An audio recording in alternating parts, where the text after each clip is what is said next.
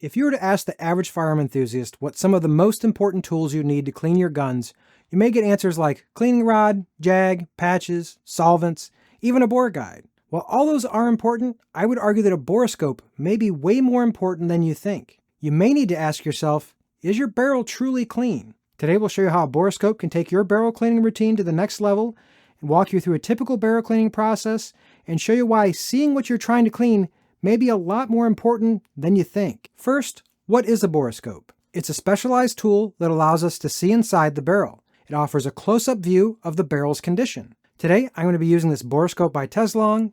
It can look at bore sizes from .22 caliber on up, and it has become an invaluable tool in the process of keeping my barrels clean. Looking at a barrel that hasn't been cleaned at all will usually look something like this. And while it's fun to see where we're starting from, this really isn't where the Borescope is going to show its benefits. This is just where we're starting. Some of my favorite cleaning products are a combination of ThorroClean and ThorroFlush, as well as some of the BoreTech cleaning solvents. My first pass is always going to be with some ThorroFlush just to get started.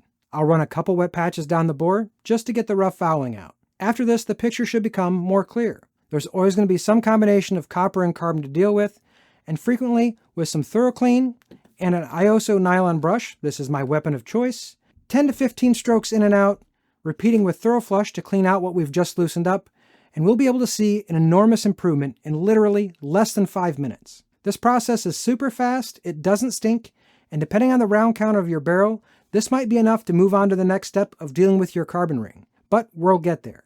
Be aware that no matter how clean your barrel is, this product is always going to come out looking like there's carbon on your patch. It turns darker in the barrel when you're using it. That's another reason when using this product, it's so much nicer to have the Borescope so we can see exactly what we're dealing with. If our barrel is or isn't clean, the Borescope is going to tell us everything we need to know. Another examination may show us that we're just not done yet. We could attempt 10 to 15 more strokes in and out with our ThorroClean, flush that out, and see where we're at, or we might just let it soak for a few minutes with some BoreTech carbon remover and see how that works. But what if there's copper? Well, BoreTech's copper remover works pretty well too. But if you don't know what you're fighting, it's really hard to pick the product that does what you need it to do. Looking through our bore with our Borescope, we're going to know everything we need to do with our set of chemicals to figure out what our next step is, or if we're already done. If we've got our bore looking like we need to, we're done, right? Likely not. I've always had to deal with the carbon ring separately. These carbon rings can cause excessive pressure signs, among other problems. And without the Borescope, sometimes it's hard to know if our cleaning process was effective. Personally, I like to size up my nylon brush from whatever I was using based on the outside neck diameter of the case I'm working with. For example, in my 6.5 Creedmoor, the outside neck case is somewhere around 295 thousandths, in that area. So I might grab a 7mm nylon brush, wrap a patch around it, soak that in some of my carbon remover from BoreTech, and let it soak for about 15 minutes, turning it in the bore with my action wrench cleaning rod.